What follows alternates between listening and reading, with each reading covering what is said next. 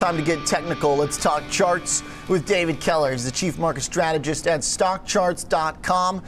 David, let's start with the S&P 500. Yesterday we had a huge move in tech that pulled everything with it. So where does that leave us on the benchmark gauge for stocks?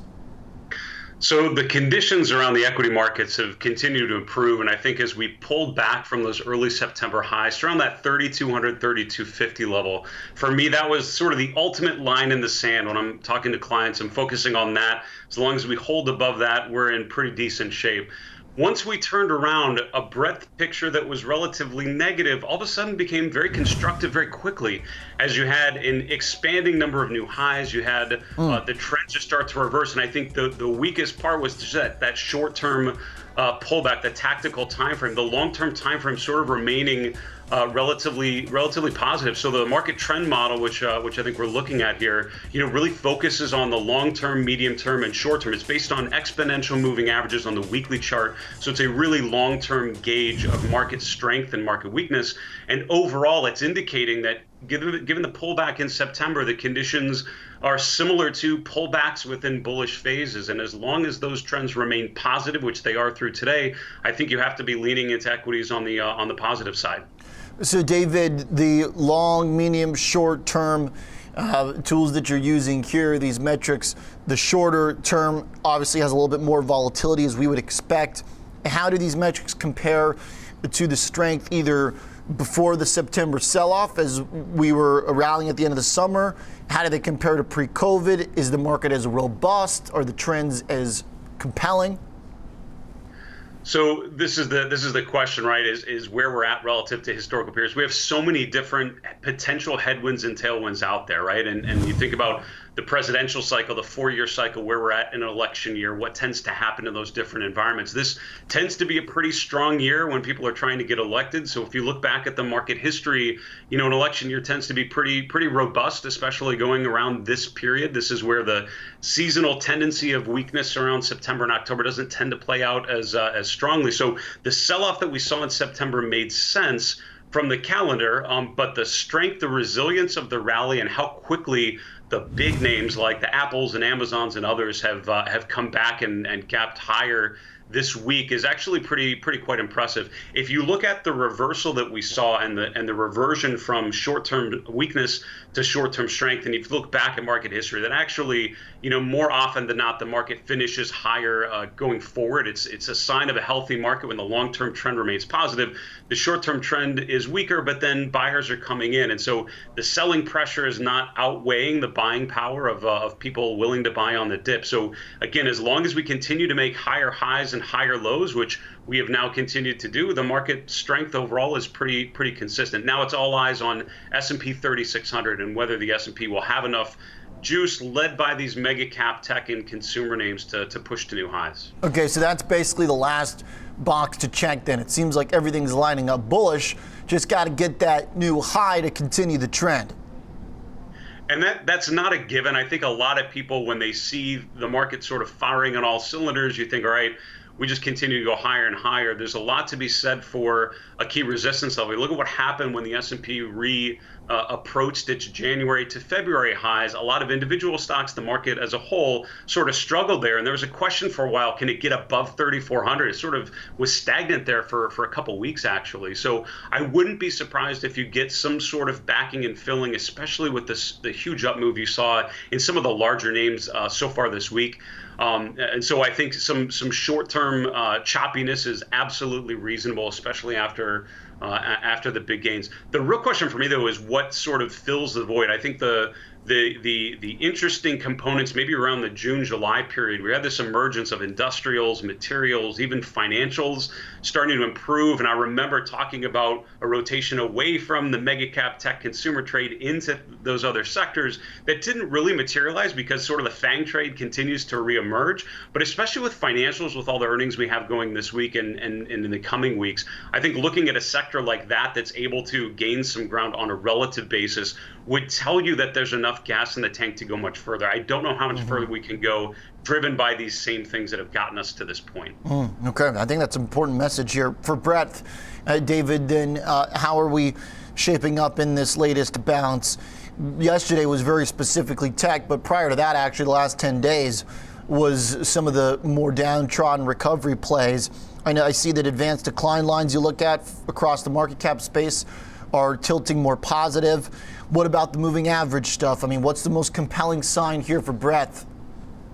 So I think one of the key tells that spoke to me as we hit the high in September was the weakness in breadth and how quickly the breadth conditions turned down. So if you look at the cumulative advanced decline lines, they all rolled over. None of them confirmed that August to September higher high. The price went higher, but all the breadth measures sort of went down, and that spoke to internal weakness. What's happened now is all those breadth measures have sort of turned positive. Thinking of stocks above their moving averages, one of the key ones we look at is the percent of stocks above their 50-day moving average. That went below 50%. That came off very quickly, and it was at 100%, not too long ago. As we're getting to that September high, basically everything's above its 50-day moving average. Most of the S&P kind of rotated down. I think 30% of them very quickly gapped right down below it, just like the S&P itself did. Now it's back above 50%, and so from a tactical time frame, again, that supports further upside here. The more important long-term gauge is the other panel in there, which is the percent of stocks above their 200-day moving average. The S&P never broke its 200-day. Certain stocks did. If you think of financial stocks, energy stocks, these are the ones below their 200-day moving average. But most names in tech, consumer, sort of all any consumer space, industrials, materials are pretty much above their 200-day moving average. As long as that remains above 50% in any sort of pullback, that should give you confidence that we're in a buy in the dips structural pattern and not a panic and start to take aggressive profit sort of pattern. If that breaks below 50%, if you look back over the last 5 years, that's what has happened during the deeper pullbacks when you really need to be thinking about risk management and getting out of some weaker names that are starting to break those levels. But overall, remaining pretty constructive here. So, David, this next question is more kind of, I guess, a qualitative one, your assessment of what you saw here over the past month. But again, we take out yesterday's huge move in big caps. I mean, 6% Apple just totally changed the dynamic. I'm curious your thoughts on the September high to basically yesterday's kind of swoon and then recovery, where a lot of the outperformance was in the beaten down groups of this market. What do you think about that style of equity market? If we don't have more days like yesterday, what should we expect to see with leadership in more beaten down areas? Is it a market that goes down with them outperforming? Is it a market that goes up slower with them outperforming? So I think a lot of investors trap themselves by looking at the S&P 500 and thinking of that as the market, which granted there are plenty of passive assets pegged to the S&P 500, the spiders, right. And so, that movement is certainly impacting a lot of individuals. But if you think about it, that's just one way of characterizing the market. And at this point, if you look at yesterday, that the big gain you saw in the S&P is really driven by a handful of names that were able to move materially higher. When Apple, Facebook, Amazon, when the Alphabet, when these stocks move up big, they're such a big weight that they're going to move, the S&P very, very quickly. And so you're going to have this sense that everything's getting better when it's really focused. It could be focused on a smaller number of names. That's where breadth becomes really important, because that is an equal weighted measure. So it sort of takes out the Amazon and Apple overweight and it focuses on just the average stock. What are the average stocks actually doing?